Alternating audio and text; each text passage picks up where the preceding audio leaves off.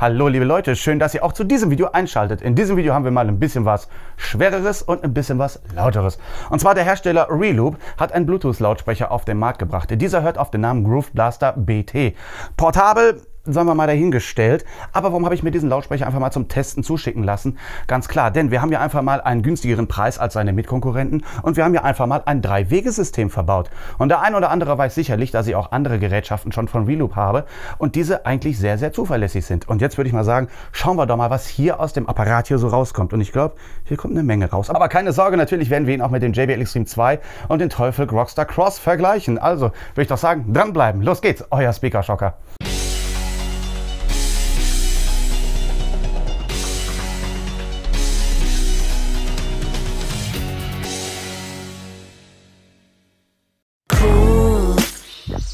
Now the jungle has its rules, and I just try to keep it cool, and I'll be treated like a tool. So don't be acting like a fool. Look at you sobbing like a moon, trying to get everybody's cool. Go ahead and drop into the pool. It might just be the time for you to. Zugegeben, der Reloop Groove Blaster ist nicht der schönste unter den Bluetooth-Lautsprechern.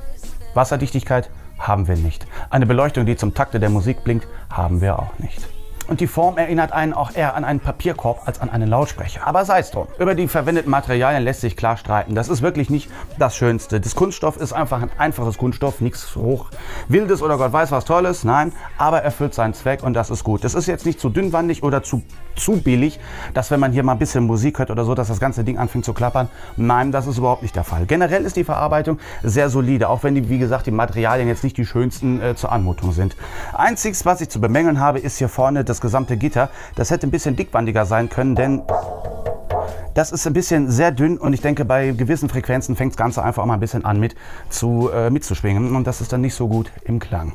Der Lautsprecher hat eine Höhe von 43 cm und eine Tiefe und Breite von 18 cm. Gewicht bringt er 4,4 Kilogramm mit auf die Waage und da stelle ich euch jetzt direkt mal die Frage, wann ist für euch noch ein Lautsprecher portabel oder halt tragbar oder wann nicht mehr? Einer von euch hat mal in den Kommentaren geschrieben, oh, solange das Ding noch auf dem Fahrradständer oder so irgendwie drauf klemmen lässt, ist das alles noch portabel. Für mich ist das hier schon ein bisschen grenzwertig, zumal wir hier einfach nur so ein Tragegurt haben und nicht so ein Umhängegurt, dass man sagen könnte, ich hätte jetzt hier unten noch eine Halterung. Nein, ist einfach nur hier oben eine Halterung. Das finde ich ein bisschen dämlich. Aber da wir schon bei der Oberseite sind, kommen wir doch direkt mal zum Bedienfeld. Das ist praktischerweise beleuchtet und das finde ich klasse, denn das bietet manche Konkurrenz nicht. So lässt sich das Ganze auch im Dunkeln sehr schön bedienen. Dort finden wir nicht nur die Lauter- und Leise-Taste, sondern auch die Lied-Vor- und Zurück-Taste, die Play-Taste, die Pause-Taste, die An-Taste, die Bluetooth-Taste, die Pairing-Taste. Ach ja, und NFC bietet das Ganze auch noch. Auf der Rückseite befindet sich dann eine Klappe. Dort kann man nicht nur das Netzteil praktischerweise aufbewahren, das finde ich wirklich gut. Dort haben wir dann noch einen USB-Anschluss, um unser Smartphone aufzuladen, einen Klinkenanschluss, falls wir auf Bluetooth einfach mal keinen Bock haben oder das nicht verwenden dürfen und einen Knopf, um uns den Batteriestatus anzeigen zu lassen. Das finde ich jetzt ehrlich gesagt auch ein bisschen dämlich, denn hätte man doch das Ganze einfach oben noch in dem Bedienfeld integrieren können.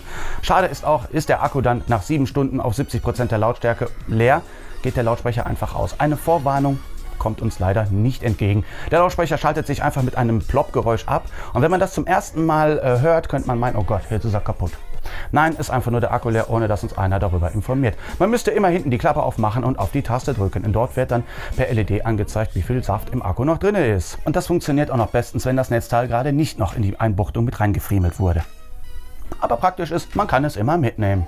Verbaut hat der Lautsprecher insgesamt 5 Chassis. Davon sind 2 Hochtöner mit 25 mm, 2 Mitteltöner mit 76 mm und ein Woofer mit 152 mm. In der Gesamtleistung haben wir hier bei den Hoch- und Mitteltönern von 34 Watt und der Subwoofer bringt nochmal 30 Watt mit dazu. Bepowert wird das Ganze von einem 6600 mAh Akku und wie gerade schon angesprochen, hält man die Musik bei 70%, hat ein bisschen bassstärkere Musik auch dabei, dann hält der Akku ja 8 bis 7 Stunden, das ist eher Durchschnitt, aber es ist noch in Ordnung. Dafür ist der Akku aber auch in 3 Stunden wieder zügig mit dem mitgelieferten Netzteil aufgeladen. Und jetzt würde ich sagen, bepowern wir das ganze Ding doch einfach mal. Power on. Bluetooth connected. Und das finde ich irgendwie, die Stimme erinnert mich irgendwie, kennt ihr DJ Zool, It's the Day After the Party? Da kommt auch immer so eine ähnliche Computerstimme drin vor. Und das fand ich hier schon mal sehr abwechslungsreich, denn entweder haben wir nur so ein einfaches Piepen, eine Melodie oder eine computerliche Frauenstimme. Hier so eine Computer-Männerstimme. Das finde ich jetzt mal eine gelungene Abwechslung. Und ich weiß, ihr wollt was hören, also powern wir das ganze Ding mal ein bisschen die Lautstärke hoch auf 60%. Kopfhörer auf, los geht's zum Soundcheck.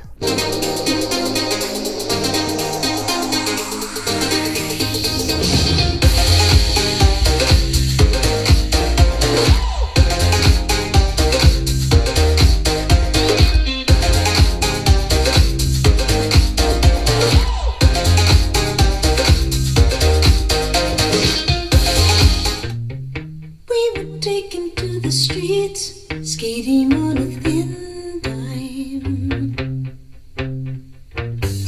We were searching after truth and beauty. Now they turn it into late night movies. How can I explain that it's not the same? And I'm gonna chase it. And I'm gonna chase it. I know we can't be alone. No matter how hard we try. And I'm gonna chase it. And I'm gonna chase it. I know we can't be alone. No matter how hard we try. No matter how hard we try.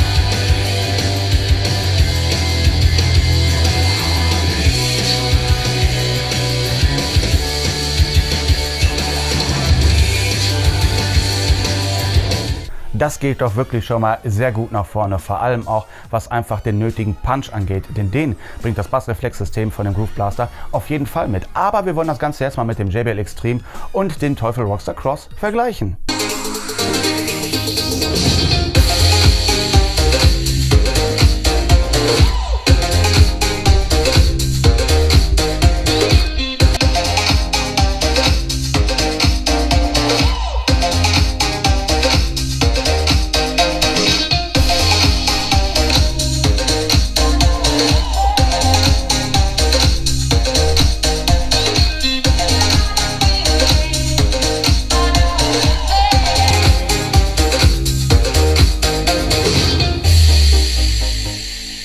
Also Bass können sie alle richtig gut. Auch Klingen tun sie gut. Aber beim Groove Blaster BT trennt sich die Spreu vom Weizen. Denn da hört man auf einmal, dass da die Höhen und die Details einfach nochmal viel klarer und präsenter, einfach viel besser rüberkommen, als jetzt beim Teufel oder bei dem JBL der Fall sind.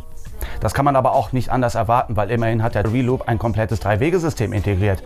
Und das hört man auch ganz gut raus. Generell ist es so, dass der Reloop ein bisschen runder abgestimmt ist, sage ich jetzt mal. Bei dem JBL oder bei dem Teufel könnte man meinen, ja, weil da jetzt nicht das 3-Wege-System ist, da kommen die Höhen jetzt nicht so ganz durch, dass sie eher auf den Bass abgestimmt sind. Und das ist bei dem Reloop Groove Blaster ein bisschen anders. Klingt einfach nochmal ein bisschen offener und einfach, weil er einfach mal viel größer ist, kommt da einfach mal viel mehr Punch rüber. Und auch einfach viel mehr Bühne, viel mehr Stereoaufnahmen, kommen da einfach nochmal viel besser durch. Aber im Bassbereich brauchen sie sich wirklich nicht bei dem Groove Blaster zu verstecken. Bei dem Groove Blaster muss man aber auch ganz einfach sagen, der kostet mal gerade 180, 190 Euro. Und das ist eine ganze Ecke weniger als zum Beispiel andere Mitbewerber kosten. Die kosten halt ganz schnell schon mal 400 oder 500 Euro. Und das finde ich, das spricht dann schon ganz gut für den Reloop. Wo aber bei dem JBL und dem Teufel vorbeizieht, das ist einfach bei der maximalen Lautstärke. Denn bei dem Teufel, da waren es glaube ich um die 103. Ich verlinke euch das Video zum Teufel einfach mal hier oben in die Infokarte, ihr könnt das nachgucken. Aber bei dem Groove Blaster, da haben wir im Ganze 106,6 Dezibel, gemessen bei 1 Meter Entfernung in Dezibel C. Und das ist wirklich eine Sache, da war ich schon ein bisschen, da ist mir die Kinnlade ein bisschen nach unten gefallen. Also man kann damit ordentlich Party machen, dafür ist er konzipiert, das kann er auf jeden Fall. Und ich finde, das ist ganz okay so. Aber da sind trotzdem noch ein paar Sachen, die verbessert werden sollten oder meiner Meinung nach auch müssen. Fangen wir an mit hinten der Klappe mit dem Netzteil. Das ist eine richtig gute Sache, dass man das einfach integrieren kann, dass man es mitnehmen kann. Aber es wäre gut, wenn trotzdem ein deutscher oder ein Euro-Stecker da reinpassen würde und nicht das, wo es eigentlich für konzipiert worden ist. Ganz klar, es ist ein Adapter für einen Euro, für einen deutschen Stecker dabei, aber machen wir es direkt gescheit. Dann die Akkuanzeige, dass man das besser machen kann und eine Ansage, dass der Akku dann gleich langsam mal leer wird. Das ist auch eine ganz interessante Sache, denn vor allem irgendwann vergisst man es einfach mal, dass der Akku vielleicht mal schon mal leer sein könnte. Und dann vorne noch das Lautsprecherabdeckungsgitter. Das könnte auch ein bisschen dicker sein, damit es einfach ein bisschen stabiler ist, falls der dann vielleicht doch mal irgendwie runterfällt oder sowas, dass nicht direkt eine Macke drin ist oder dass es direkt anfängt mit irgendwelchen Frequenzen mitzuschwingen. Und der Tragegurt. Da müsste ein richtiger Tragegurt sein. Dann kann man sagen, ist noch mit 4,4 Kilo so gerade eben noch portabel. Aber so, wenn man ihn so einfach trägt und man kommt da angelaufen, aber ganz ehrlich, da sieht man aus, als hätte man einen Papierkorb in der Hand und nicht unbedingt einen Lautsprecher. Oder man macht ihn direkt schon an und lässt die Musik volle Kanne laufen. Ich verlinke euch jetzt noch 2 Videos, die ihr euch angucken könnt. Und ich bin jetzt erstmal raus für dieses Video. Ich bedanke mich bei euch fürs Zusehen, fürs Liken, fürs Abonnieren. Ihr seid einfach die geilsten unter der Sonne. Ne? Apropos Sonne, nicht zu heiß werden lassen, nicht verbrennen. Und ich weiß, bei den einen oder anderen geht die Schule wieder los. Scheiß zum Kotzen, ne? Aber ey, Kopf hoch. Wir sehen uns beim nächsten Video wieder, wenn ihr das wollt. Abonniert mich gerne, wenn euch das Video gefallen hat. Dann könnt ihr mir gerne einen Daumen nach oben lassen. Und wir sehen uns beim nächsten Video wieder. Würde mich sehr freuen, wenn ihr uns wiedersehen. Bleibt mir gesund und munter. Bis dahin, euer Speaker Shocker. Macht's gut. Tschüss. Power off.